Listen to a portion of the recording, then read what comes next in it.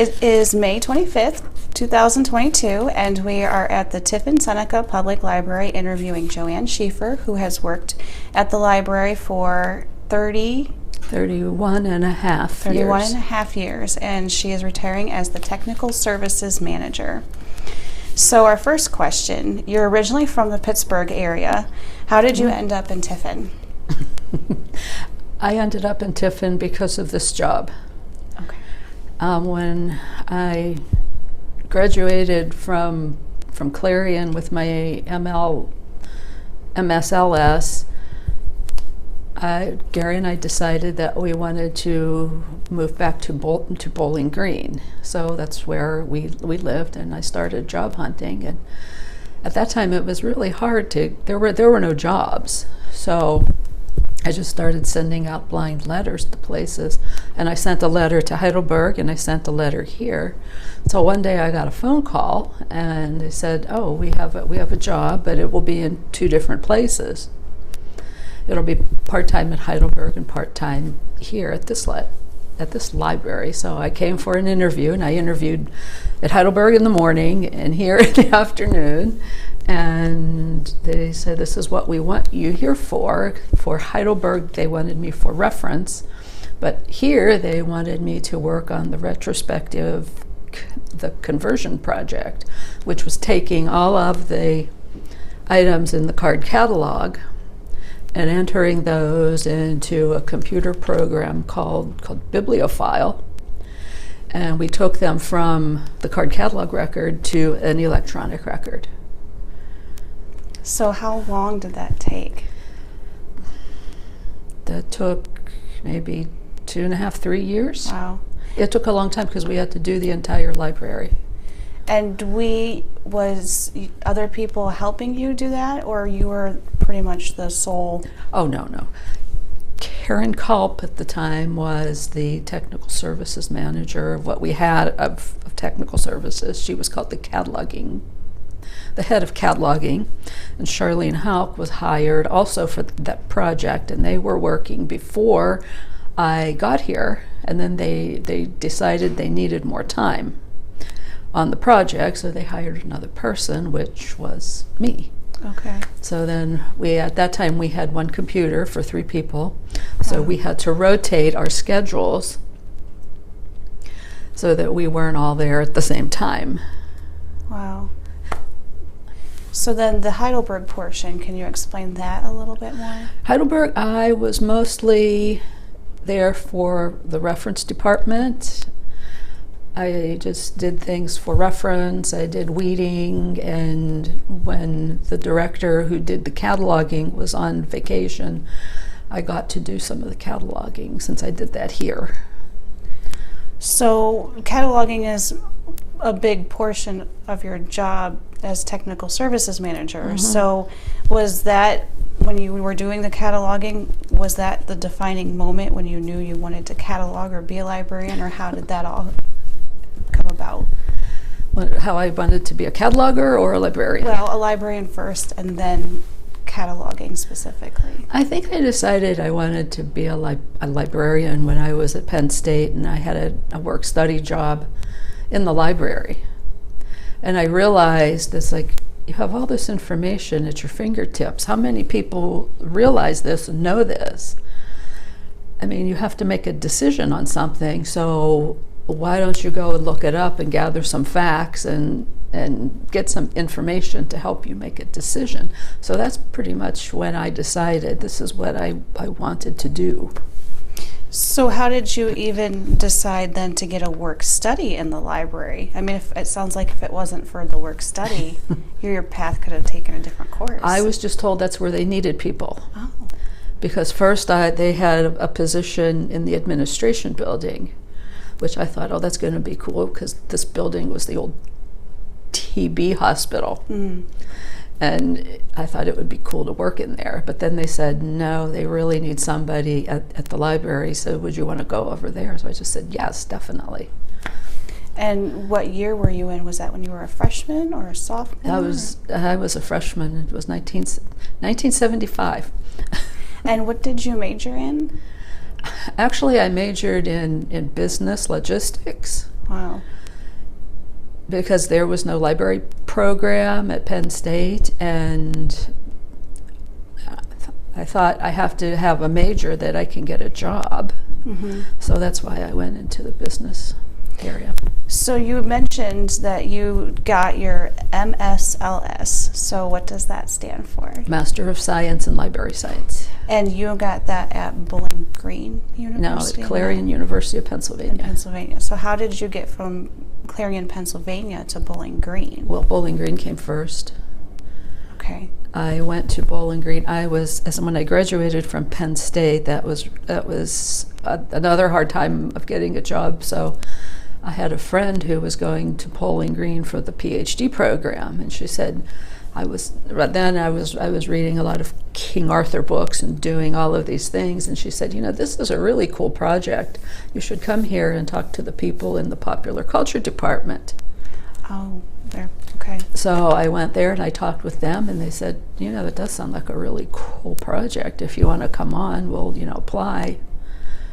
So that was my first master's, was in pop culture from BG. Oh, and then you went back and got your library science degree then. Yes. So you actually have 2 master's degrees. Yeah. Okay. So you mentioned King Arthur, and that's kind of segue into the next question. Mm-hmm. You wrote a grant for a King Arthur display here at T-SPL. Mm-hmm. So what was that like? What was that whole process? That was kind of fun because at the time, I think Karen found that in a library journal that they were going to have this project coming, and she knew that I worked on this as a master's project. Mm-hmm. And Peg Baker, who was a reference assistant at the time, was interested in King Arthur too. So Karen came and said, here's this project coming up, would you both like to work on it? And we of course said, yeah, this sounds really cool. So we realized that the deadline was like the next week. Oh, wow. after we found out about it. So we hustled around and we wrote everything that we needed to, and part of the grant was to get community involvement. So we wrote down all the places in the community that could participate. So we split it up, and she took half and I took half. We had Heidelberg, and we had the Ritz, and we had the schools involved, and I don't know, I can't even remember how many other ones there were now at the time. But we compiled everything, and the director proofread it for us, and she said, I think this is solid, let's send it in, see what happens. We were like, well, if it's going to happen, it'll happen. If not. So a couple months went by, and we finally heard that we were the first library in Ohio to receive the King Arthur exhibit because of the community involvement that we pulled in. Okay. The ALA was really impressed by that. So the grant came from the ALA? ALA, then? yes, American Library Association. Okay. So when it actually came to the library, what all events happened surrounding it while it was here? We do have a lot of pictures on Yes, we this do. SCDL that covered it. What was cool is that all the staff got involved with the decorating of the library. We had banners that hung from the ceilings. There were red, green, yellow. I think that we had 3 or 4 colors. Each staff took a color and just, they sewed them for us because they were like, a bookmark kind of thing. Okay. So staff helped sew that, and we had, we got mannequins and dressed them up as, one was Merlin, and then the exhibit was where the teen area is now. Oh no, the nonfiction is now right in front of the windows of Where the junior library. Teen area used to be before yes. the renovation. Exactly. So that was there, and the Ritz showed movies. Heidelberg had a lecture series planned where they talked about different books, and and people that came, the faculty that would participate. And schools brought their kids in to see the exhibit.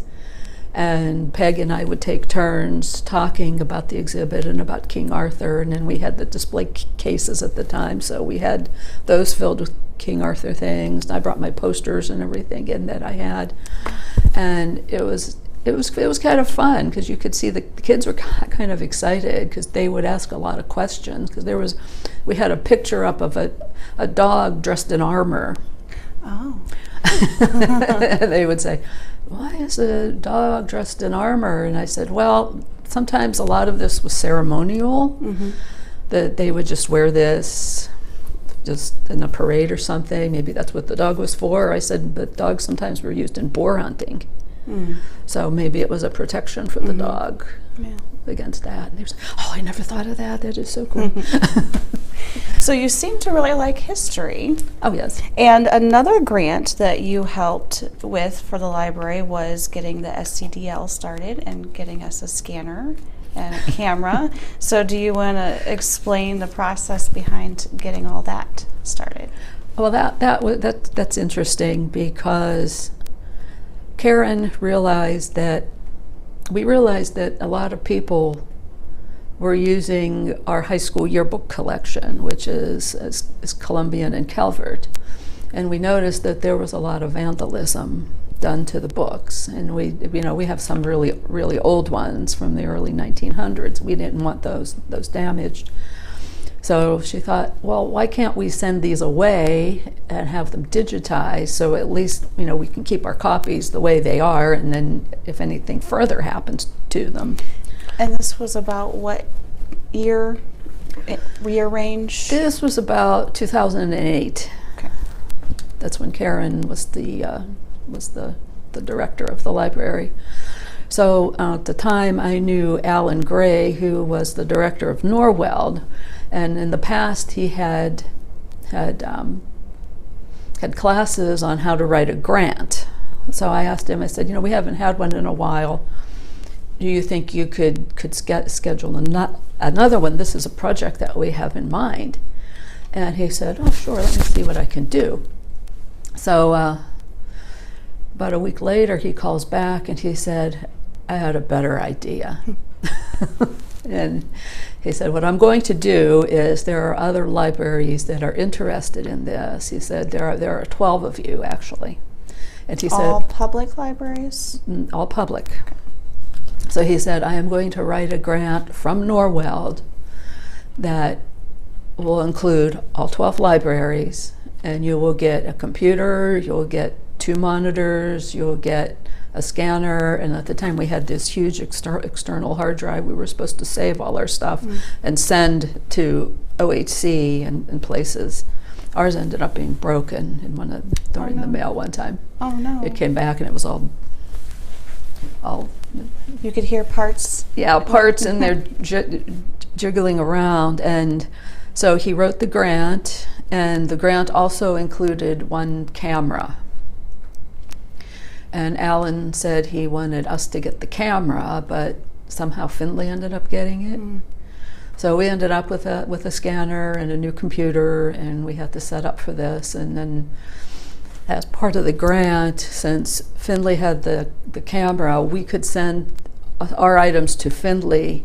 The ones that were too big for the scanner, we sent them to Findlay so that they could photograph them for us.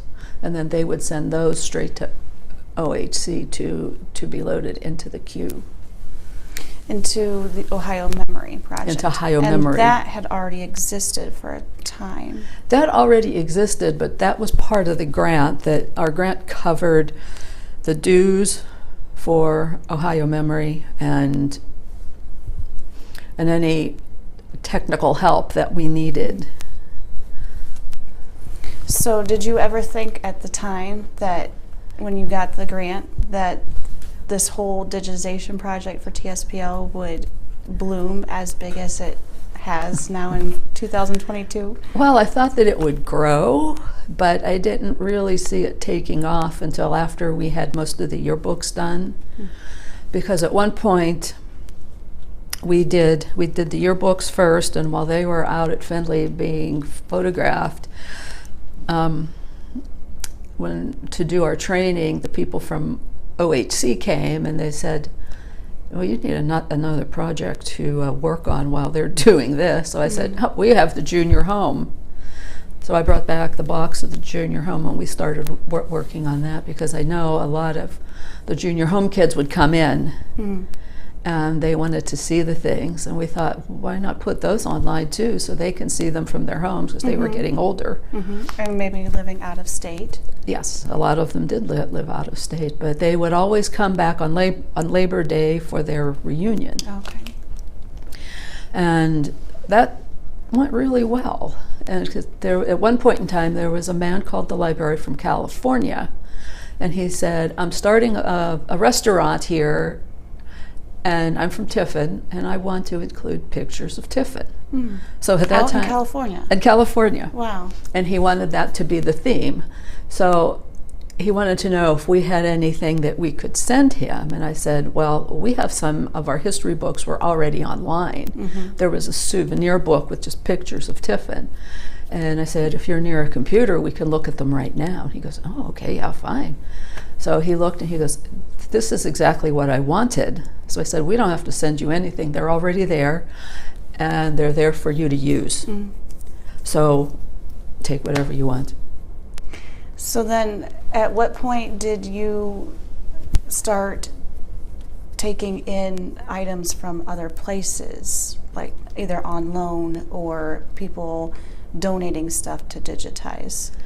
That was probably 4 years or so later, since we had so many things of ours that we could do that were in the public domain.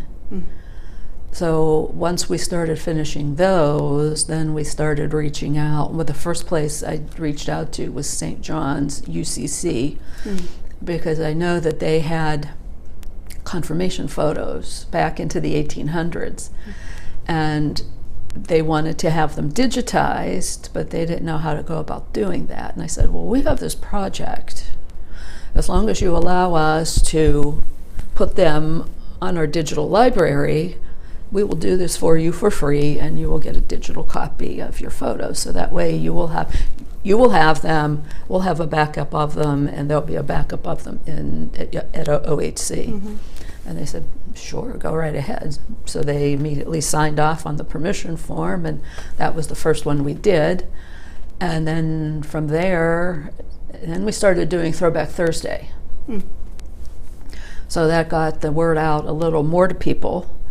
And in the last, 4 years or so, since the project started in 2009, so in the past 4 years or so, we've had people come to us, which I think is really exciting, because now that it means more people know about this, and they want their history preserved as well, which gets excitement in the community. So far, of all the things you've digitized, what has been your most favorite to whether it's digitizing or page by page metadata, any part of the work, what has been your favorite thing to? Good question. I would have to say it's two of the things. The first was the junior home, because it's like I knew these people were getting older, and a lot of them couldn't travel anymore, so they couldn't come to the reunions. And a lot of them had kids and grandkids and great-grandkids, so they would get a big benefit from the program. And I got to work with one of the junior home kids. He was excited about the project. He sent us an entire DVD of, he told everybody, just bring your pictures. He sat in a hotel room, he said, for a whole day and just scanned pictures. Wow. And he just said, here, take them. They're yours. Put them up there so everybody can enjoy. So we did that. So I got to know him and his wife. And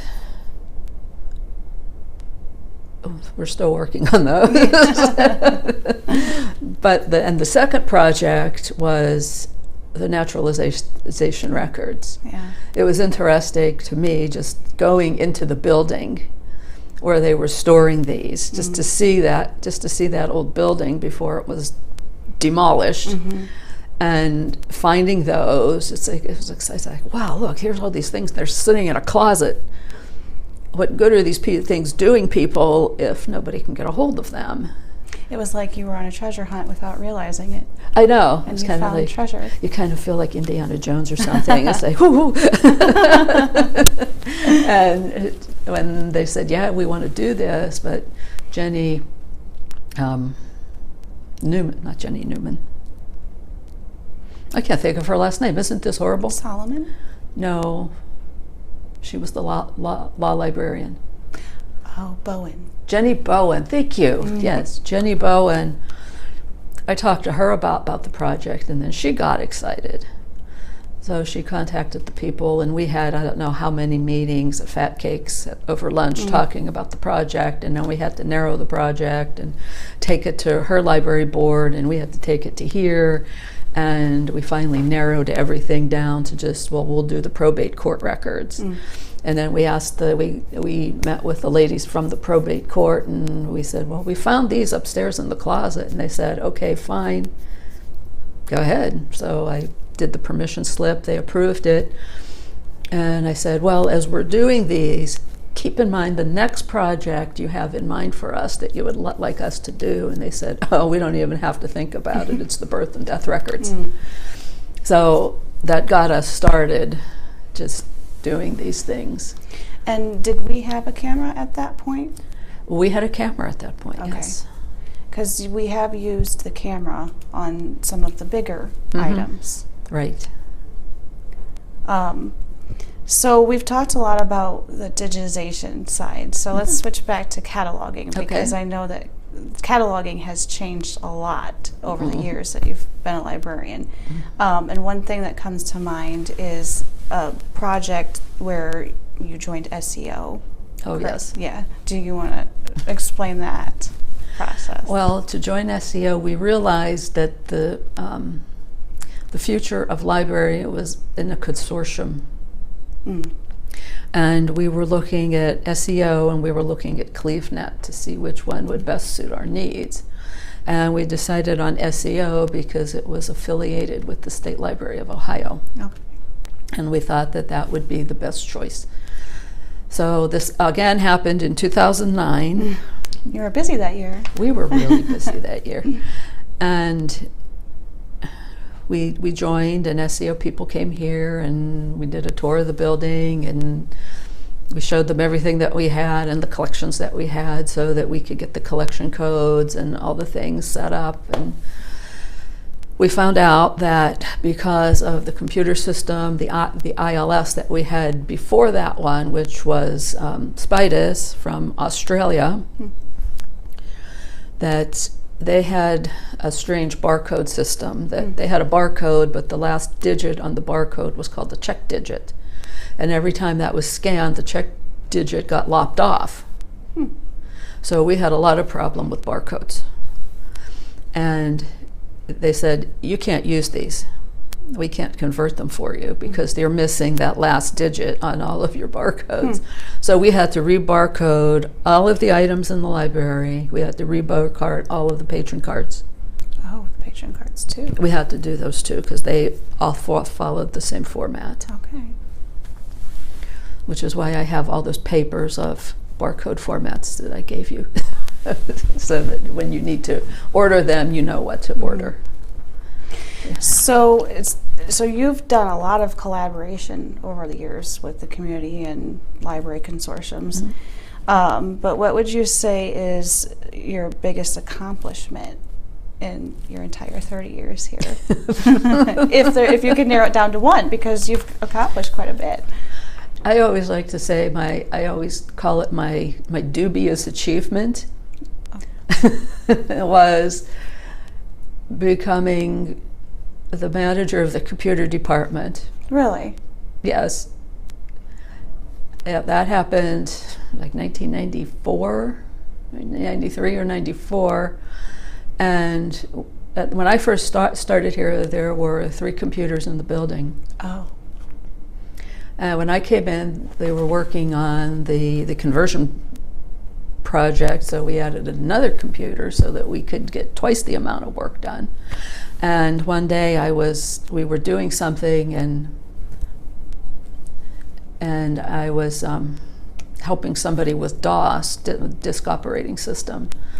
And Pat Hilmer was listening in, and she goes, "I didn't even know about this." And then they brought me in full time, and they said, "The way we're going to do this is you're going to become the manager of the computer department because you know DOS." And I knew about that much of DOS, not even a whole lot, but that was my dubious achievement for the year. Wow. So we have just 5 minutes left. Okay. What was your favorite tasks or duties? So we're narrowing down the big ideas to just the those small daily. ones. Yeah. I guess I've always liked cataloging because, again, you're making things available to the public. You're making things searchable, and you're getting items in the hands of people who really want them. Mm-hmm. And to me, it's like cataloging and the digitizing go hand in hand because they kind of follow each other. You know, if you're getting an item that you're going to find online or you're getting an item that you're going to put in someone's hand, it's the same thing. And it wasn't until a few years ago I realized that my bachelor's degree finally came in handy. Oh, yeah. Because in logistics, you're getting items to people, you're shipping them, and you're getting them to people, and you're warehousing them. Mm-hmm. But that's what you do when you're cataloging. You kind of warehouse something until somebody needs it, and then you go and you find it. Yeah. So I'm kind of using that too. Yeah. Never really thought about that. I know, I never did either until one day it's like, I am using this degree. Yeah.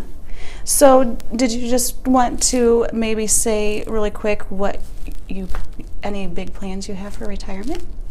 Oh, well, the first thing I'm going to do is whatever I want, whenever I want. And then I'm going to go spend some time at home in Monaca. And then we're going to go to see we call them our kids in Texas. Mm-hmm. We're going to go in August. We have our tickets, and we have plans, and we're all set to go. Oh. And from there, we're going to do the things that we want to do. Yeah, together. You and your husband, Gary. Yes. Yes.